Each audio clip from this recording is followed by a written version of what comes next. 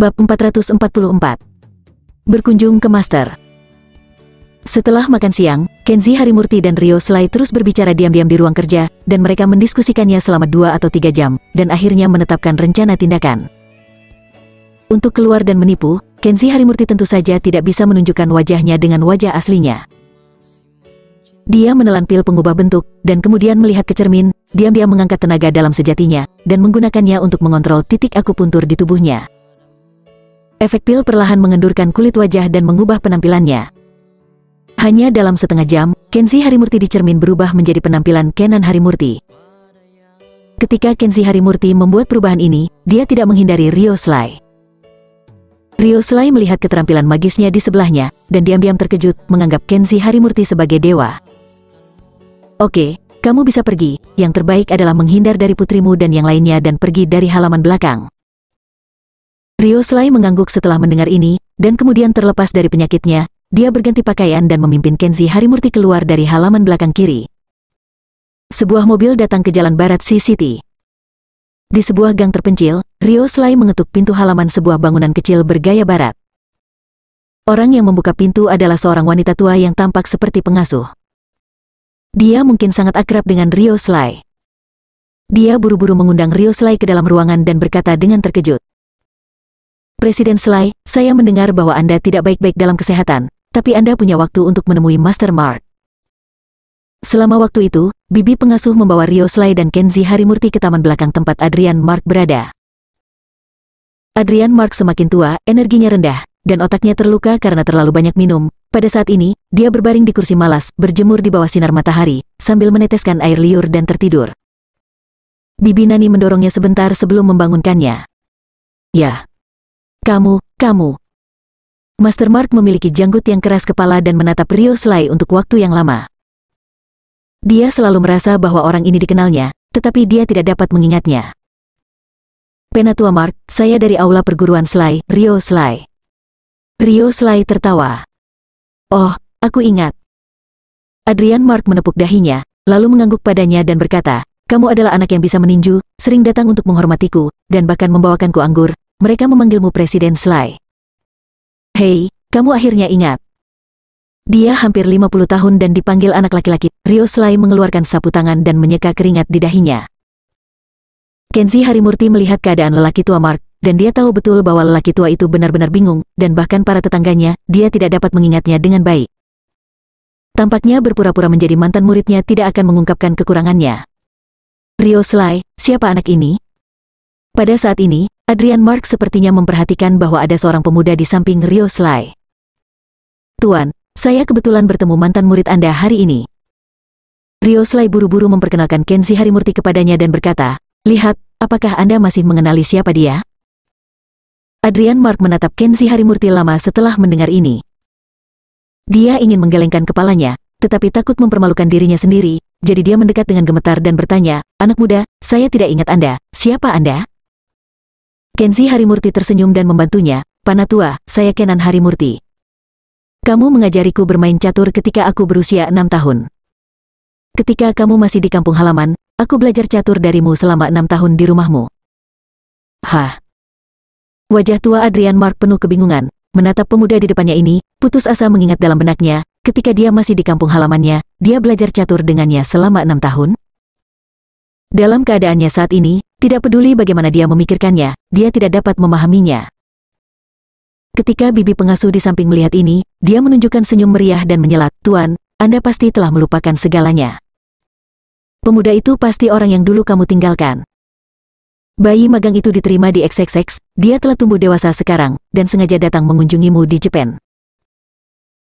Mendengar apa yang dikatakan orang lain, Mark tidak lagi memikirkannya lagi. Dia tersenyum bahagia, seperti anak kecil, memegang tangan Kenzi Harimurti, melihat ke kiri dan ke kanan. Dia menanyakan pertanyaan ini dan itu dengan prihatin, dan bahkan bertanya tentang orang tua Kenzi Harimurti dengan antusias. Kenzi Harimurti menyerahkan hadiah di tangannya kepada pengasuh, dan kemudian mengobrol dengannya dengan senyum di wajahnya. Meskipun obrolan ringan semacam ini seperti berbicara dengan bebek, Kenzi Harimurti masih mempertahankan kesabarannya, hanya untuk membuat orang tua itu bahagia. Mungkin orang-orang sedang bersemangat pada saat-saat bahagia, ketika Mark sedang mengobrol, dia membawa Kenji Harimurti ke ruang belajar, dan dia ingin membuat papan catur dan bermain dengan Kenji Harimurti. Pada saat ini, sesuatu terjadi pada Ryo Sly, dan dia buru-buru melangkah maju untuk menghentikannya. Tuan, bermain catur menyakiti otakmu. Dr. Jaka Tanuji memberitahumu bahwa kamu tidak akan pernah bermain catur lagi. Adrian Mark berkata dengan marah, aku akan bermain catur dengan murid saya. Mengapa Dr. Jaka peduli dengan saya? Saya ingin melihat bagaimana kemampuan murid saya sekarang. Ryo Sly lebih lanjut berkata, murid Anda sekarang luar biasa. Levelnya tidak lebih baik dari Anda beberapa dekade yang lalu. Jika dia ingin berkembang di tim nasional, dia juga pasti menjadi pemain nasional.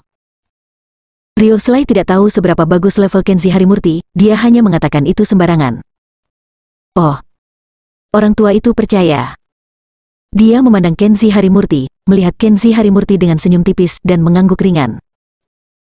Saat berikutnya, lelaki tua itu bahkan lebih bersemangat, dan berkata berulang kali, haha, oke, bagus, bagus. Tentu saja, itu muridku yang berharga, dan itu membuatku harus menghadapimu. Setelah berbicara, Master Mark menjadi lebih keras kepala, dan harus duduk dan bermain melawan Kenji Harimurti sendiri.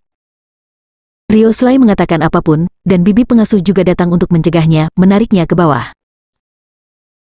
Namun, lelaki tua itu masih tidak yakin, dan memprotes, saya ingin menguji keterampilan catur murid saya, Anda tidak setuju, Anda tidak manusiawi.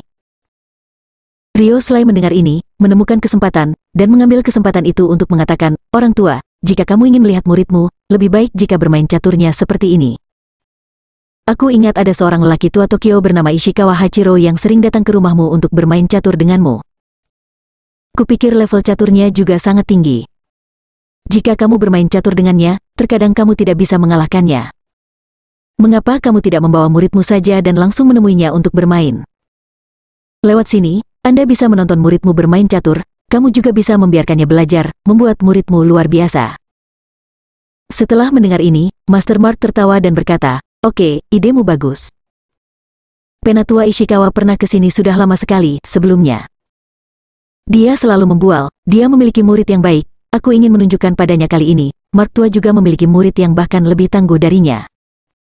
Cepat, bawa ponselmu, aku mau berbicara dengannya. Master Mark meminta pengasuh untuk mengambilkan ponselnya. Adapun pemain catur Ishikawa Hachiro, dia tidak bingung sama sekali, dia memutar beberapa nomor dengan gemetar, dan setelah hanya satu kali penggunaan, dia menekan nomor lawan secara akurat dan tanpa kesalahan. Di taman istana, di pavilion segi 8, Yumiko sedang membuat teh untuk gurunya Ishikawa Hachiro.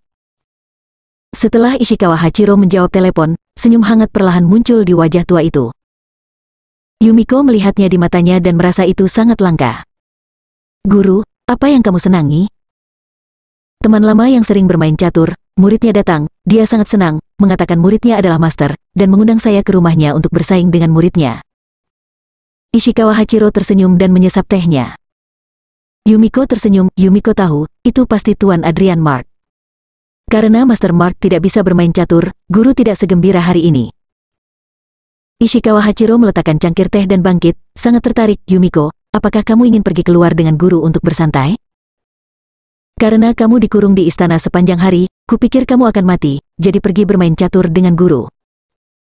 Yumiko tersenyum dan membungkuk, Yumiko bersedia menemani guru keluar bersantai. Ishikawa Hachiro tersenyum, oke. Bab 445. Tanpa diduga Yumiko ada di sini juga. Di dalam gedung, ketika dia mengetahui bahwa lelaki tua Tokyo bernama Ishikawa Hachiro akan segera datang, Ryo Sly dan Kenji Harimurti saling memandang, dan Kenji Harimurti diam-diam bersemangat. Dia pikir Adrian Mark akan membawanya langsung ke situs Ishikawa Hachiro, tetapi dia tidak menyangka bahwa lelaki tua Ishikawa Hachiro akan meninggalkan istana dan datang sendiri. Kenji Harimurti secara naluriah merasa bahwa ini adalah peluang sekali seumur hidup. Melihat Ryo Sly mengedipkan mata pada dirinya sendiri setelah bangun, Kenji Harimurti mengerti, bangkit dan mengikutinya ke taman belakang di luar rumah. Tuan muda. Ryo Sly berkata dengan suara rendah, Ishikawa Hachiro datang sendiri, saya pikir ini adalah kesempatan yang sangat baik. Saya berencana untuk mengatur para murid dari perguruan untuk menyergap di gang di luar gerbang halaman dan tunggu sampai Ishikawa Hachiro meninggalkan rumah Mark kembali ke istana, menjatuhkannya dalam satu gerakan, jadi tak perlu takut tidak mendapatkan penawarnya. Tuan muda, apa pendapat Anda tentang ini? Kenshi Harimurti merenung untuk beberapa saat setelah mendengar ini, dan samar-samar merasa bahwa ini tidak pantas. Belum lagi apakah murid Ryo Slay bisa mendapatkan Ishikawa Hachiro, atau apakah mereka bisa secara paksa mendapatkan penawarnya dari Ishikawa Hachiro, katakan saja apa akibatnya setelah Ryo Slay melakukan ini. Anda harus tahu bahwa Ishikawa Hachiro adalah orang di istana. Jika dia secara terang-terangan menggunakan pisau dan pistol untuk melawannya, Kenshi Harimurti sendiri tidak takut, Ryo Slay dan yang lainnya pasti akan diselesaikan oleh pasukan istana di musim gugur. Kenshi Harimurti tidak bisa tidak mempertimbangkan keselamatan Ryo Slay dan orang-orang di aula perguruan Slay. Itu tidak benar. Kenshi Harimurti berkata, jika tidak perlu, jangan melibatkan aula perguruan Slay. Masalah ini pada dasarnya ini adalah masalah pribadi saya. Anda dapat membantu di luar tapi jangan ikut terbakar. Ryo Slay berkata dengan enggan. Tuan muda, bawahan Anda tidak suka mendengarkan kata-kata Anda. Nyawa bawahan ini diselamatkan oleh Tuan muda. Apakah ada hal lain yang tidak dapat saya lakukan untuk Tuan muda? Bawahan tidak takut dari bahaya apapun? Kenshi Harimurti melambaikan tangannya untuk menyela dan berkata dengan sungguh-sungguh, ikuti pengaturan dan jangan bertindak gegabah. Bahkan jika Anda tidak takut bahaya, itu mungkin tidak efektif. Ishikawa Hachiro bukan orang biasa, apa keterampilan yang dia miliki, seberapa kuat dia, kita hampir tidak tahu apa-apa. Jika kamu mengacaukan semuanya secara tidak sengaja, itu tidak akan baik. Kenshi Harimurti mengatakan ini, Ryo Slay kesal untuk sementara waktu, tetapi akhirnya berhenti bersikeras. Dia tahu bahwa Kenshi Harimurti benar, bahwa lelaki tua bernama Ishikawa Hachiro harusnya memiliki beberapa keterampilan. Jika ada sedikit kecelakaan dalam proses berurusan dengannya, menyebabkan masalah dengan rencana Tuan Muda, itu akan menjadi dosa besar. Oke, tidak ada lagi yang perlu dikatakan. Singkatnya, tunggu dan lihat apa yang terjadi, tunggu kesempatannya. Setelah Kenshi Harimurti selesai mengatakan ini, dia meninggalkan taman dan berjalan kembali ke kamar. Dia jelas dalam hatinya bahwa tidak membiarkan Ryo Slay dan yang lainnya terlibat tidak berarti dia tidak akan mengambil risiko sendiri. Lagi pula, kesempatan ini jarang terjadi. Dia harus menggunakan semua metode, termasuk penggunaan kekuatan langsung terhadap Ishikawa Hachiro, dan dia harus mendapatkan penawar jiwa harmoni. Tidak lama kemudian, sebuah mobil hitam muncul di luar gerbang halaman. Pintu pengasuh bergegas menyambutnya. Pintu mobil terbuka, dan Ishikawa Hachiro, mengenakan kimono biru laut besar, keluar dari mobil dengan hadiah di tangannya. Master Mark. Saya mendengar bahwa murid Anda datang mengunjungi Anda. Saya tidak hanya datang sendiri, tetapi murid saya juga ikut dengan saya. Saat berbicara, wanita lain keluar dari mobil mengenakan rok jas aprikot yang elegan, dengan sosok ramping dan senyum seperti musim semi. Kenshi Harimurti bisa melihat dengan jelas di ruang tamu, yang kebetulan adalah Yumiko Kagawa, yang paling tidak ingin dia lihat. Kenshi Harimurti tidak bisa menahan cemberut, merasa bahwa semuanya merepotkan hari ini. Hahaha, Patua Ishikawa, baik jika kamu datang hari ini, aku akan membiarkan kamu mengalami kekuatan muridku, dan pasti akan membunuh omong kosongmu. Adrian Mark keluar untuk menyambut tamu dengan tongkat. Kenshi Harimurti tidak punya pilihan selain menggigit peluru dan tetap di sisinya dan keluar bersama untuk menyambut tamu. Itu dia. Kenan Harimurti. Setelah Yumiko melihat Kenshi Harimurti muncul, matanya sedikit berkedip. Mengapa dia ada di sini? Hanako memanggil Kenshi Harimurti 2 kali berturut-turut dan mengundang Kenshi Harimurti pergi ke istana untuk menemani Yumiko bersantai, tetapi Kenshi Harimurti dengan sopan menolak setiap kali, tampaknya tidak memperlakukan Yumiko sebagai teman. Hal seperti ini, untuk seorang putri kerajaan seperti Yumiko, bukan hal yang mulia. Jadi melihat penampilan Kenan Harimurti, pada saat ini, suasana hati Yumiko cukup rumit, curiga dan sedikit tidak senang. Tamu kehormatan itu saling menyapa dan saling mengenal. Saat Hachiro Ishikawa hendak memperkenalkan Yumiko, Yumiko tersenyum dan menatap Kenshi Harimurti dan berkata, Guru Ishikawa, Tuan Kenan Harimurti ini dikenal oleh Yumiko. Dia sebenarnya adalah teman yang sangat baik. Oh. Setelah mendengar ini, Ishikawa Hachiro, Ryo Slay yang bersamanya, dan Adrian Mark yang bingung merasa agak aneh. Mereka sudah saling kenal sejak lama? Melihat Yumiko menatapnya dengan mata yang buruk, Kenshi Harimurti hanya bisa batuk dan menjelaskan dengan berani, Master Mark, Tuan Ishikawa, maaf membuat kedua senior tertawa. Beberapa hari yang lalu, karena kebetulan, saya cukup beruntung untuk mengenal Yang Mulia Yumiko. Terima kasih atas cinta Yang Mulia, secara khusus mengundang para saya untuk makan. Yumiko menatapnya dan berkata, sayang sekali Tuan Harimurti sibuk dengan banyak urusan baru-baru ini, dan dia tidak punya waktu untuk berkomunikasi dengan Yumiko. Kalau tidak, Yumiko ingin mengundangnya lagi, minum dengan Yumiko. Mendengarkan apa yang dia katakan, mengetahui bahwa dia menyalahkan dirinya karena mengabaikan undangan 2 kali, Kenzi Harimurti diam-diam malu dan diam. Hachiro Ishikawa, yang berada di samping, tampak agak murung. Yumiko menatap Kenan Harimurti dengan miring, dan ketika dia berbicara, seperti ada jarum yang disembunyikan di dalam kapas. Apakah ada kesalahpahaman di antara kalian?